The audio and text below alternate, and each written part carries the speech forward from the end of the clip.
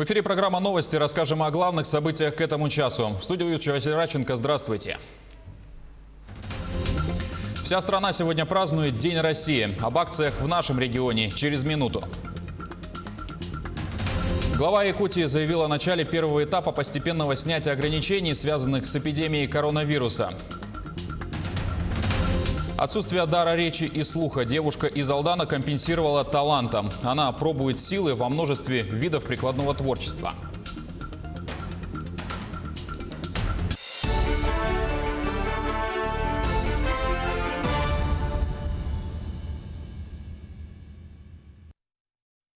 Сегодня страна отмечает День России. До 2002 года он именовался как День принятия Декларации о государственном суверенитете. К слову, это один из самых молодых государственных праздников в стране. 12 июня 1990 года первый съезд народных депутатов РСФСР принял Декларацию о государственном суверенитете России. В ней было провозглашено главенство Конституции и ее законов.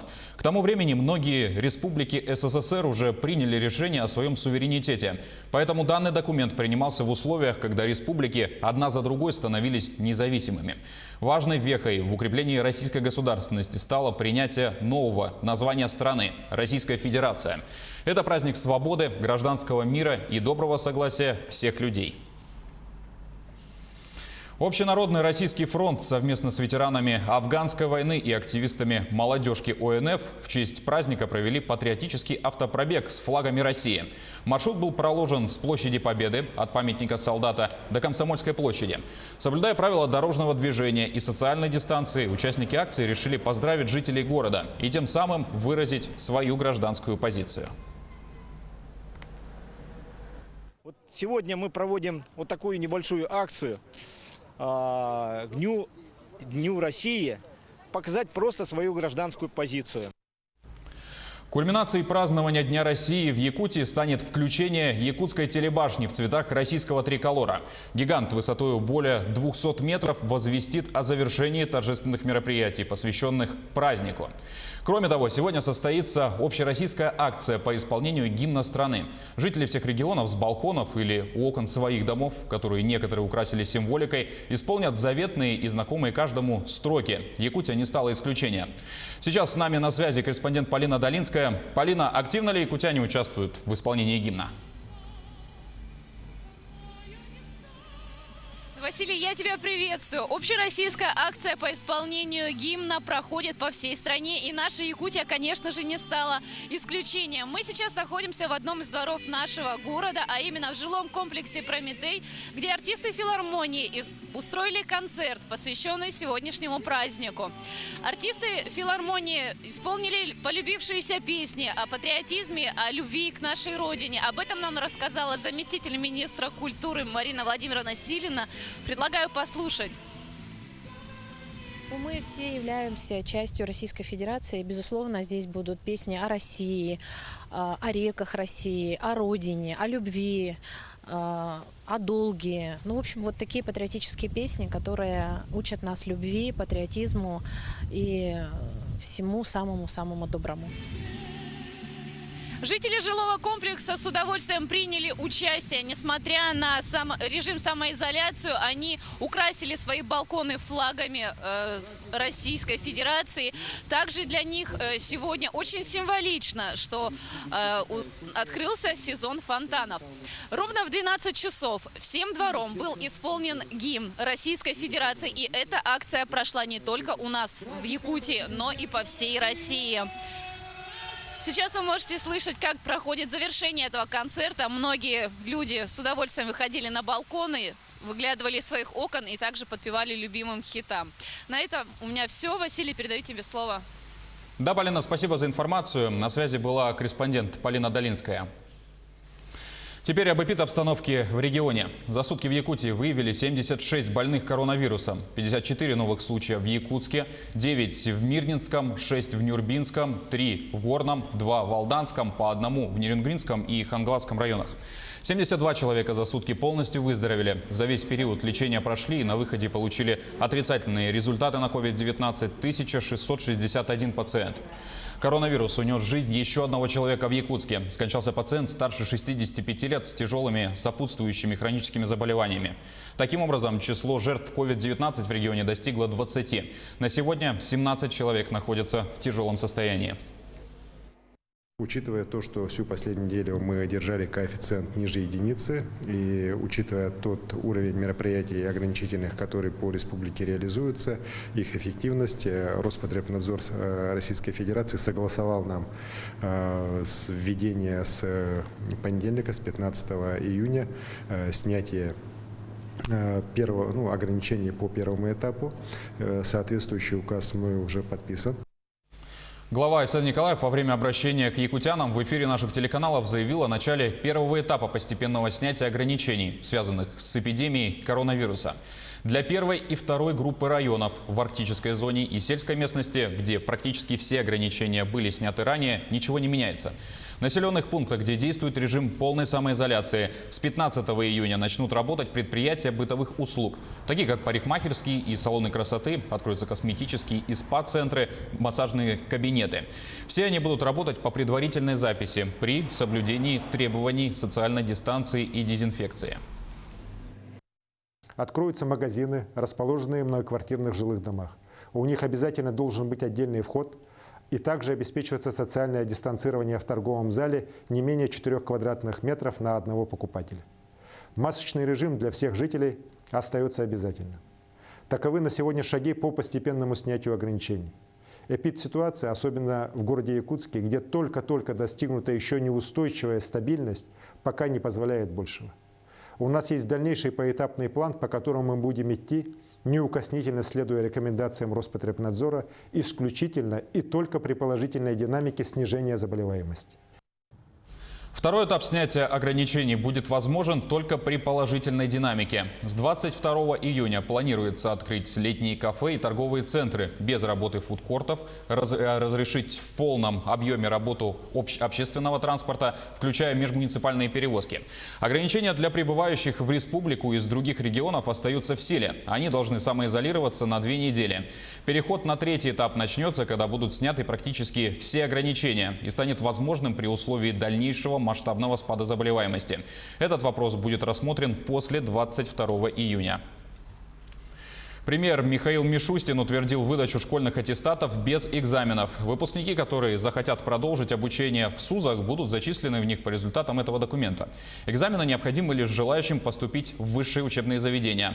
Корректировка позволит обезопасить школьников и педагогов. Кроме того, Министерству просвещения и Рособорнадзору поручено до 15 июня привести в соответствие с постановлением о выдаче аттестатов свои нормативные акты. Первые ЕГЭ назначены на 3 июля. По данным правительства, необходимые для поступления в ВУЗ экзамены планируют сдавать около 736 тысяч российских школьников. Глава Якутии в ходе общения с жителями объявил о выплатах всем выпускникам школ региона в размере 5000 рублей. Он пояснил, что это знак внимания ребятам, которые в таких экстремальных условиях делают свой первый шаг во взрослую жизнь. Выплату получат почти 8000 юных якутян. Айсен Николаев добавил, что успешная сдача ЕГЭ – это одна из главных задач, наряду с организацией голосования по поправкам в Конституцию России. Он также отметил, что государство должно сделать все, чтобы эпидемия не помешала ребятам и не сломала их планы на будущее. Чтобы поддержать наших детей, которые в таких экстремальных условиях делают свой первый шаг во взрослую жизнь, я принял решение, что каждый выпускник 2020 года, а это почти 8000 юных якутян, получит по 5000 рублей от республики. Пусть эта небольшая сумма станет знаком внимания к ним, к нашему будущему. В одном из микрорайонов села Кердем Хангаласского района установили новую детскую площадку. Она была заявлена в качестве главного приза за победу в соревнованиях между микрорайонами.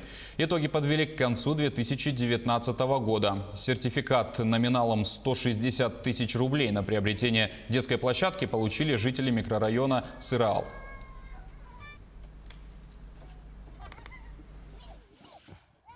Мы были очень рады, больше детей, наверное, радовались. У нас где-то человек, детей в Тюльбе, в нашем Тюльбе где-то 40 детей. У нас еще гости будут с городов, к бабушкам, дедушкам отдыхать приедут, так что очень довольны. Конструкция детской площадки деревянная, нас устраивает очень даже. Детки очень рады. Ну, как положено, по ГОСТу, наверное, детские сделаны. Все сделано удобно. Ну вот, пользуясь этим, у нас, если позволит площадь, мы еще решили дальше сделать тоже плюс к этой детской площадке, плюс сделать еще для деток повзрослее. Скука и тоска неведомы жительницы Алдана Юлии Бабайцевой. Девушка лишена дара речи и слуха, однако отсутствие этих чувств компенсируется талантом. Юля попробовала силы во множестве видов прикладного творчества.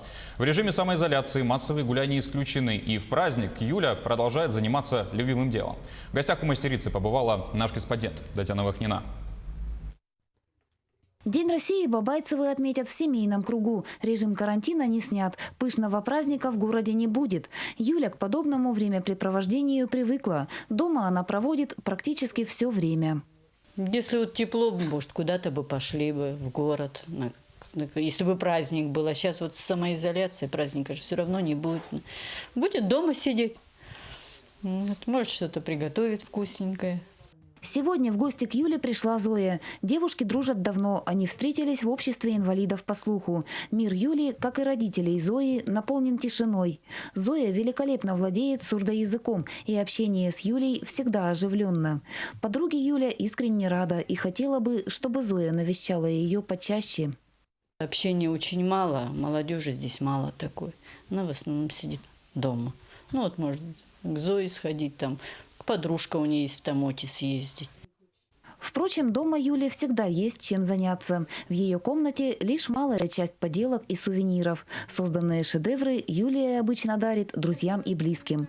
Наверное, нет такой техники прикладного творчества, в которой Юля не попробовала бы силы. Любимым же занятием у нее остается бисероплетение. Самая сложная работа – это подснежники, которые стоят вот белые и фиолетовые. Я делала где-то месяц. Бисероплетением Юля увлеклась 3 года назад, и теперь поездки в отпуск для нее особенно желанны. В крупных торговых центрах предлагаются настоящее богатство для творчества. В родном городке такого разнообразия материала, конечно, нет. Материалов очень мало, в основном китайский бисер, а если чешский, он дорогой, 20 грамм, там 150 или 180 рублей. Обычно мы берем, когда в отпуск едем, покупаем в Хабаровске, там большой выбор. И вот она уже берет то, что ей надо. Вдохновение Юля черпает отовсюду. В наборах для творчества для рукодельницы ценен в первую очередь материал, а вот инструкцию она использует только как основу или же вовсе продуцирует собственную идею шедевра. К слову, к оттенкам, ширине ленты или размерам бусин Юля бывает очень придирчива. Очень придирчиво. Если вот нам какой-то цвет есть, вот надо зеленый, я говорю, ну давай светло-зеленый или как-то там другой. Нет, тут именно нужно тот, который на картинке. Юля нередко работает над созданием нескольких изделий одновременно, наполняя каждое свое творение определенными мыслями и эмоциями. Когда же что-то не получается, мастерица не пожалеет времени на переделку. Во-первых, вот эта проволока, на которой на цветочке, есть тонкая, есть потолще. Вот тонкая порвалась, я говорю, ну скрути ее и дальше делай. Нет, нам нужно все по новой разобрать, весь бисер, все по новой собрать. Она прямо вот, если загорелась желанием, вот она доделает это до конца, и у нее прям такие шедевры такие выходят прям. Юля только что завершила свой последний шедевр. К новой работе пока не приступила, но хотела бы продолжить в том же направлении. Девушка увлеклась алмазной живописью. Татьяна Вахнина, Сергей Шипачев, Алдан. На этом пока вся информация. До встречи в следующем часе.